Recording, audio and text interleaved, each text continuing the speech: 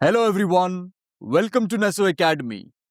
पिछले लेक्चर्स में हमने स्ट्रिंग के कॉन्सेप्ट्स को प्रॉपरली समझा था। अब हम कुछ ऐसे प्रोग्राम्स बिल्ड करेंगे जिनकी मदद से हम स्ट्रिंग के कॉन्सेप्ट्स को और भी ज्यादा सॉलिडिफाई कर लेंगे। इस लेक्चर में हम एक ऐसा प्रोग्राम बनाएंगे जिसकी मदद से हम स्ट्रिंग के वर्ड्स को काउंट कर पाएंगे। इस लेक्चर का नाम है counting words in a string C program. तो चलिए बिना किसी देरी के इस लेक्चर को शुरू करते हैं और देखते हैं कि इसके टॉपिक्स क्या हैं। सिर्फ एक ही टॉपिक है और वो है counting words in a string program. चलिए आगे बढ़ते हैं और हमारे प्रोग्राम को स्टेप बाय स्टेप बिल्ड करते हैं।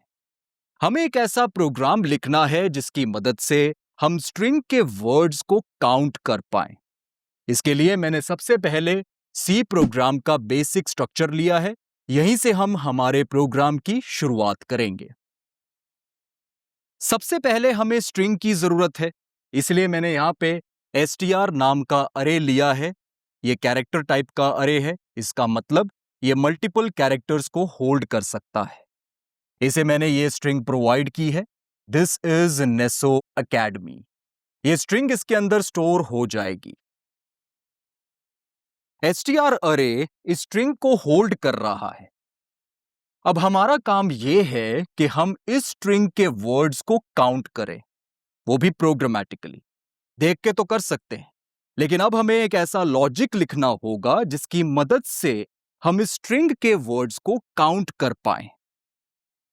इससे भी पहले हमें एक स्टेप परफॉर्म करना होगा। हमें सबसे पहले इस स्ट्रिंग को रीड करना होगा, उसका लॉजिक लिखना होगा।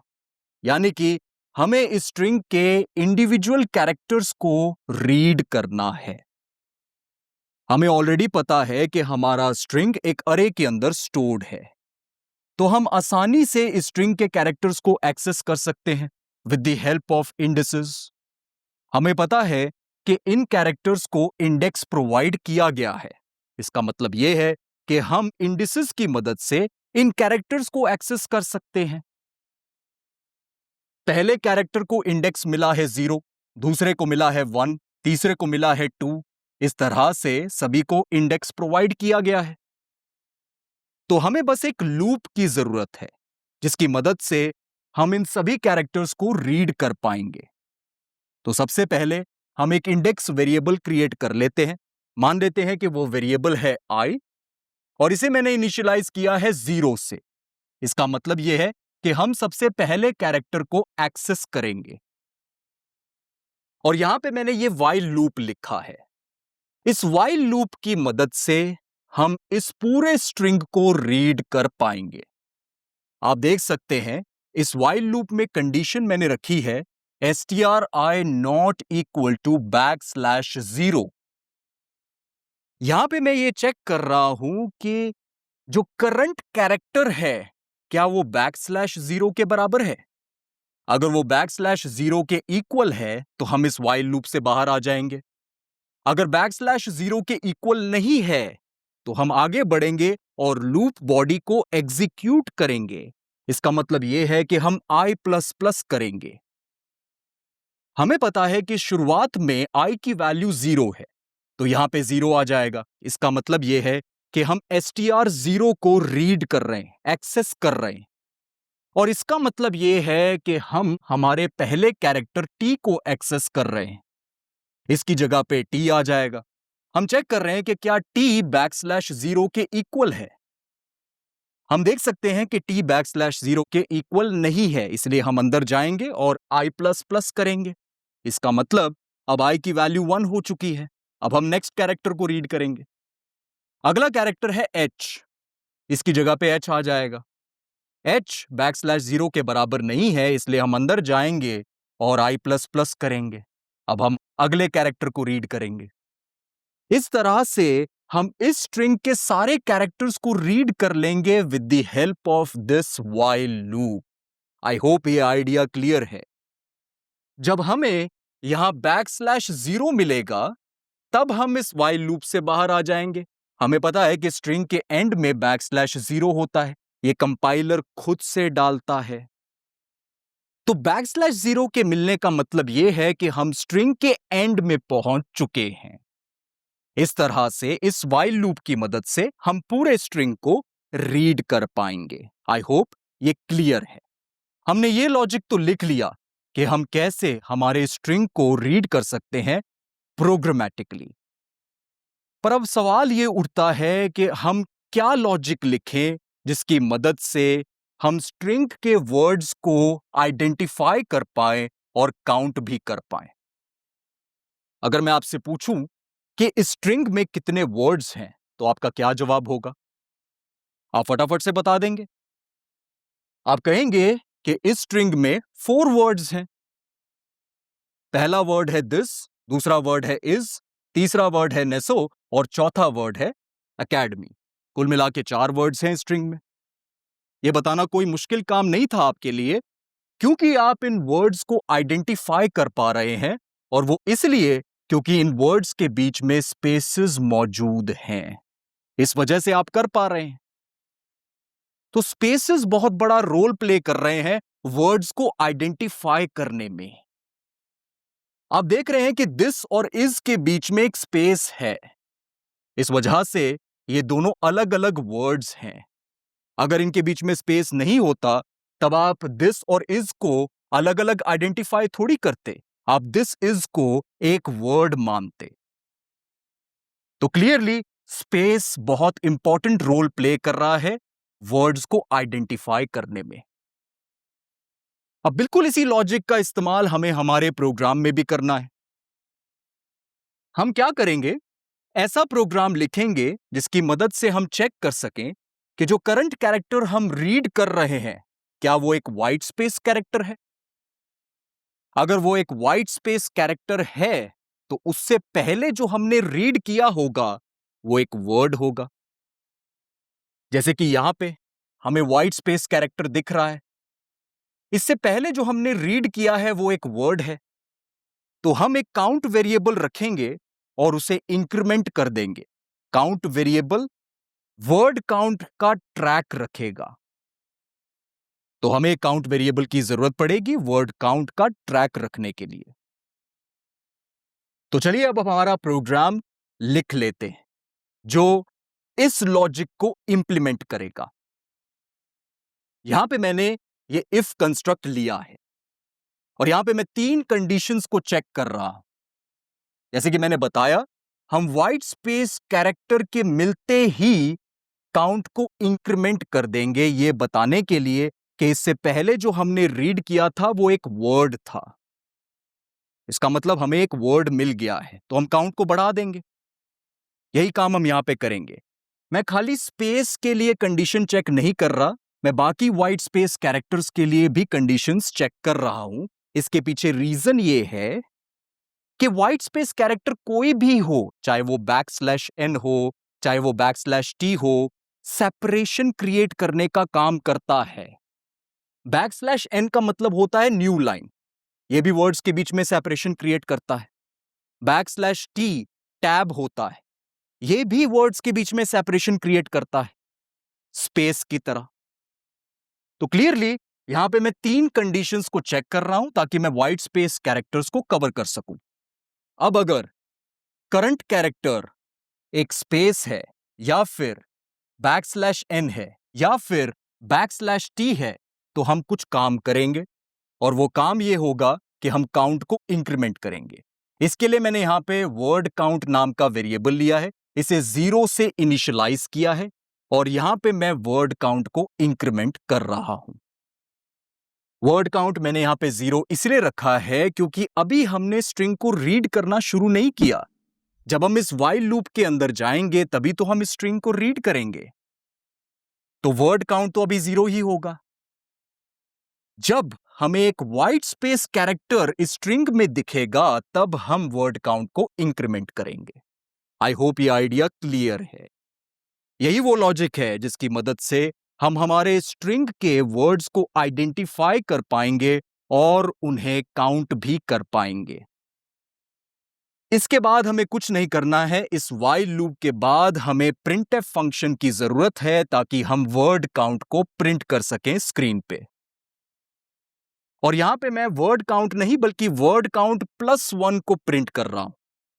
यहां पे मैंने 1 ऐड किया है। इसके पीछे क्या रीजन है वो समझने के लिए हमें इसे एनालाइज करना पड़ेगा। देखिए, हमें पता है कि जब हमें कोई वाइट स्पेस कैरेक्टर मिलेगा स्ट्रिंग में, तब हम वर्ड काउंट को इंक्रीमेंट करेंगे। जैसे कि यहां पे हमें वाइट स्पेस कैरेक्टर दिख रहा है, तो हमें पता है कि ये कंडीशन ट्रू होगी। अब ये कंडीशन ट्रू है तो इसका मतलब ये है कि ये सब ट्रू होंगे, क्योंकि इसके ट्रू होने का मतलब है कि हमें पूरा ट्रू मिल चुका है यहां पे। और हम इस इफ कंस्ट्रक्ट के अंदर चले जाएंगे और वर्ड काउंट को इंक्रीमेंट करेंगे। वर्ड काउंट को इंक्रीमेंट करने का मतलब यह है कि हमने जो दिस रीड किया था इससे पहले, वो एक वर्ड है। और यह बात सच है, तभी तो हमने वर्ड काउंट को इंक्रीमेंट किया है। हमें एक वर्ड मिल चुका है, तो हमारा काउंट 1 हो जाएगा। उसी तरह से जब हम इस वाइट स्पेस कैरेक्टर को रीड करेंगे, तब हमें पता है वर्ड काउंट फिर से इंक्रीमेंट होगा। इसका मतलब यह है कि हमने इज को रीड किया है और इज को काउंट भी कर लिया है। जब हम इस वाइट स्पेस कैरेक्टर को रीड कर रहे होंगे, तब भी वर्ड काउंट इंक्रीमेंट होगा। और इसका मतलब यह है कि हमने नेसो को भी काउंट कर लिया है। तो अभी तक हमारा वर्ड काउंट 3 हो चुका है। हमने तीनों वर्ड्स को रीड कर लिया और हमने काउंट को अपडेट कर लिया। अब इसके बाद क्या होगा? इस वर्ड के रीड करने के बाद हमें \0 मिलेगा, यानी कि हम इस while लूप से बाहर आ जाएंगे। तो इसका मतलब क्या हुआ? वर्ड काउंट इसके लिए इंक्रीमेंट नहीं हुआ। इसका मतलब यह है कि हमने एकेडमी को काउंट ही नहीं किया। इसी वजह से मैंने यहां पे वर्ड काउंट नहीं, वर्ड काउंट +1 प्रिंट करना चाहा है, क्योंकि मैं एकेडमी को भी तो काउंट करना चाहता हूं। तो इसी वजह से जब हम इस प्रोग्राम को एग्जीक्यूट करेंगे, हमें आउटपुट मिलेगा 4, क्योंकि इस स्ट्रिंग में 4 वर्ड्स हैं। आई होप ये आइडिया आपको पूरी तरीके से क्लियर है। अब क्या यह प्रोग्राम हर तरह की स्ट्रिंग के लिए काम कर पाएगा? चलिए वेरीफाई कर लेते हैं। मान लेते हैं कि हमारे स्ट्रिंग से पहले एक स्पेस है। अब आपको क्या लगता है कि वर्ड काउंट क्या होगा? हमें स्ट्रिंग से पहले एक स्पेस दिख रहा है। दिस इज नेसो एकेडमी से पहले एक स्पेस है। हमें पता है कि यह कंडीशन ट्रू होगी। इसका मतलब क्या होगा?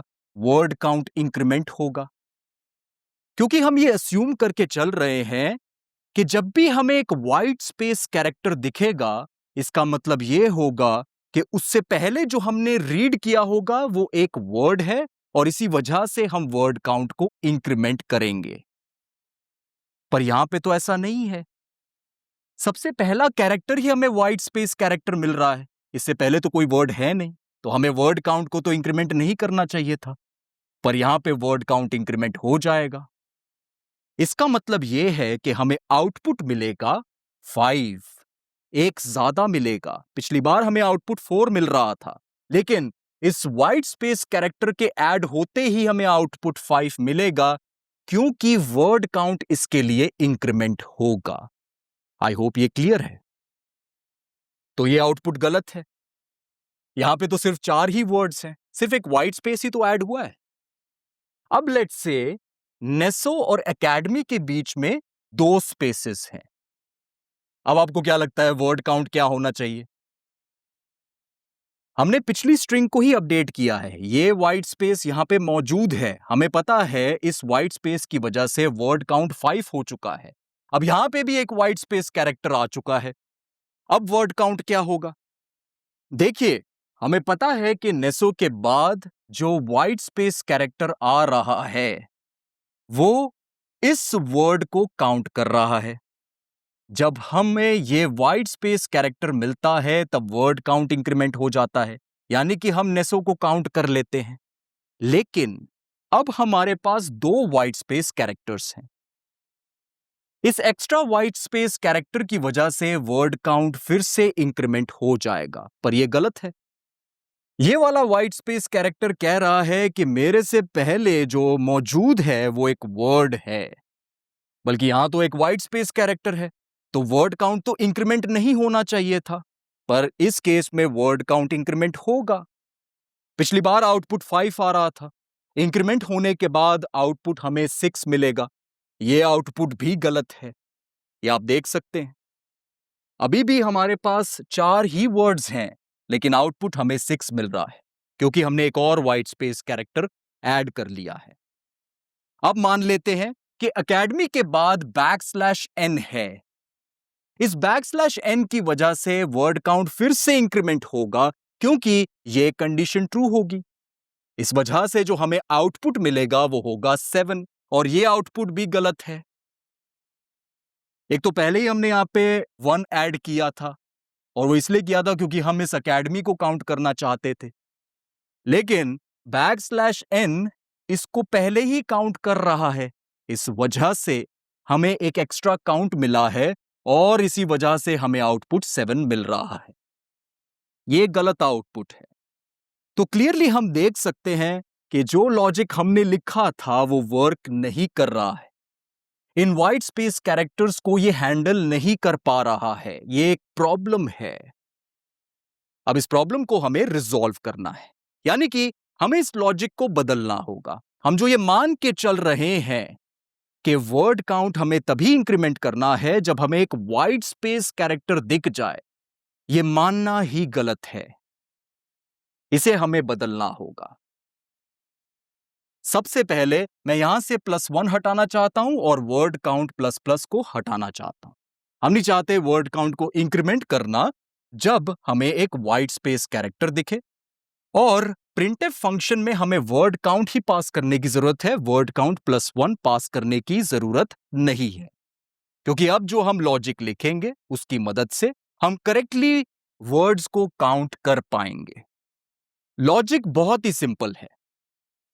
हमें क्या करना है, हमें वर्ड्स का ट्रैक रखना है। हमें यह ट्रैक रखना है कि हम वर्ड के अंदर हैं या नहीं। अगर हम वर्ड के अंदर आ चुके हैं तो एक बार हम वर्ड काउंट को इंक्रीमेंट करेंगे। अगर हम वर्ड के बाहर हैं तो हम वर्ड काउंट को इंक्रीमेंट नहीं करेंगे। सिंपल सा लॉजिक है। इसके लिए मैं यहां पे एक वेरिएबल ले रहा हूं इनवर्ड नाम से, और इनवर्ड वेरिएबल को मैंने 0 से इनिशियलाइज किया है। इसका मतलब क्या है? इसका मतलब यह है कि अभी हम वर्ड के अंदर नहीं हैं। Inword is 0, it means we are not inside the word. अगर इनवर्ड 1 होगा तो इसका मतलब यह होगा कि अभी हम वर्ड के अंदर हैं। सिंपल लॉजिक है। इसकी मदद से हम ट्रैक रख पाएंगे कि हम वर्ड के अंदर हैं या नहीं। अब अगर इन तीनों कंडीशंस में से कोई भी कंडीशन सेटिस्फाई हो जाती है तो हमें पता है कि हमें वर्ड काउंट को इस बार इंक्रीमेंट नहीं करना है, बल्कि इन वर्ड को 0 ही सेट करना है, क्योंकि अभी हम वर्ड के अंदर नहीं हैं। अभी हम एक वाइट स्पेस कैरेक्टर को रीड कर रहे हैं, तो इन वर्ड 0 होना चाहिए। सिंपल है। लेकिन अगर हम एक लेटर रीड कर रहे हो तब हम क्या करेंगे? हमें पता है कि जब हम इस वाइट स्पेस कैरेक्टर को रीड कर रहे होंगे तब यह कंडीशन ट्रू होगी। इसका मतलब यह है कि हम इस इफ ब्लॉक को एग्जीक्यूट करेंगे, यानी कि हम इन वर्ड को 0 सेट कर देंगे, और फिर इसके बाद i++ होगा, यानी कि अब हम इस कैरेक्टर की तरफ आ चुके हैं, कैपिटल T। अब हमें पता है कि कैपिटल T \0 के इक्वल तो है नहीं, तो हम अंदर जाएंगे।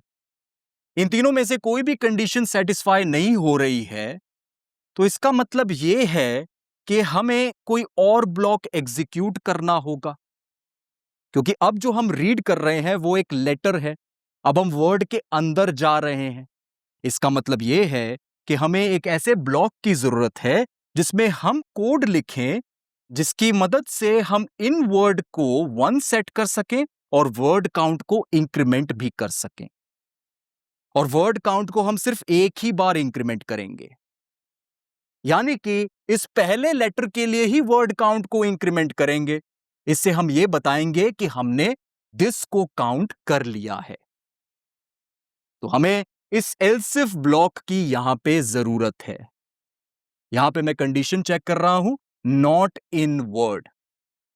अगर अभी हम वर्ड के अंदर नहीं है तो पहले तो हमें वर्ड के अंदर जाना होगा, यानी कि इन वर्ड को 1 सेट करना होगा। उसके बाद हमें वर्ड काउंट को इंक्रीमेंट करना होगा। अब जरा इस कंडीशन का सिग्निफिकेंस भी समझ लेते हैं। ये कोड तो समझ में आ रहा है, इस कंडीशन का सिग्निफिकेंस अब समझ लेते हैं। देखिए, जब हम टी को रीड करेंगे तो हमें पता है कि इन वर्ड 0 है। हमें यह पता है कि ये एल्स इफ ब्लॉक एग्जीक्यूट होगा क्योंकि नॉट इन वर्ड ट्रू होगा। इन वर्ड 0 है, इसका मतलब यहां मिलेगा नॉट 0, और नॉट 0 का मतलब है 1, और 1 का मतलब होता है ट्रू। इसका मतलब हम इस एल्स इफ ब्लॉक को एग्जीक्यूट करेंगे, और इससे यह पता लगता है कि अब हमें इन लाइंस को एग्जीक्यूट करना है, यानी इन वर्ड को 1 सेट करना है और वर्ड काउंट को इंक्रीमेंट करना है। इन वर्ड अब 1 सेट हो जाएगा, यानी कि अब हम वर्ड के अंदर हैं, इसका ट्रैक हम रख रहे हैं, और वर्ड काउंट 1 से इंक्रीमेंट हो जाएगा, वर्ड काउंट 1 हो जाएगा। इसका मतलब हमने दिस को काउंट कर लिया है। तो पहले लेटर को हमने रीड किया, इसका मतलब हमने इस पूरे वर्ड को काउंट कर लिया। अब इसके बाद क्या होगा, आई प्लस प्लस होगा, यानी कि हम आगे बढ़ेंगे एच की तरफ। अब जब हम एच को रीड कर रहे हैं तब हम ये थोड़ी चाहते हैं कि वर्ड काउंट इंक्रीमेंट हो, तो ये एल्स इफ ब्लॉक एग्जीक्यूट नहीं होना चाहिए। हमें पता है कि इफ ब्लॉक एग्जीक्यूट नहीं होगा, पर एल्स इफ ब्लॉक भी एग्जीक्यूट नहीं होगा क्योंकि इन वर्ड 1 सेट हो चुका है। अभी हम वर्ड के अंदर हैं, और इन वर्ड 1 होने का मतलब है कि यह कंडीशन फॉल्स होगी। इसका मतलब एल्स इफ ब्लॉक भी एग्जीक्यूट नहीं होगा। हम बस आई प्लस प्लस करेंगे, यानी कि आगे बढ़ेंगे। इनवर्ड वेरिएबल का सिग्निफिकेंस ही यही है। इनवर्ड वेरिएबल की मदद से हम ट्रैक रख पा रहे हैं कि हम वर्ड के अंदर हैं या नहीं। अगर हम वर्ड के अंदर हैं तो सिर्फ एक ही बार वर्ड काउंट इंक्रीमेंट होना चाहिए। वो ये कंडीशन टेक केयर कर ले रहा है। आई होप ये आइडिया क्लियर है। अब इस प्रोग्राम की मदद से हमें जो आउटपुट मिलेगा वो करेक्ट आउटपुट होगा। ये जानने के लिए, ये समझने के लिए हम इसे एक बार इवैल्यूएट कर लेते हैं। सबसे पहले हम इस कंडीशन को चेक करेंगे।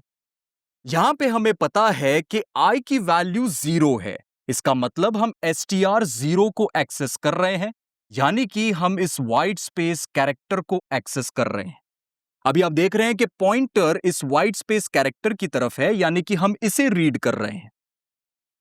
अब वाइट स्पेस कैरेक्टर \0 के इक्वल तो है नहीं, इसका मतलब हम इस वाइल लूप के अंदर जाएंगे, और हमें पता है कि यह कंडीशन ट्रू है।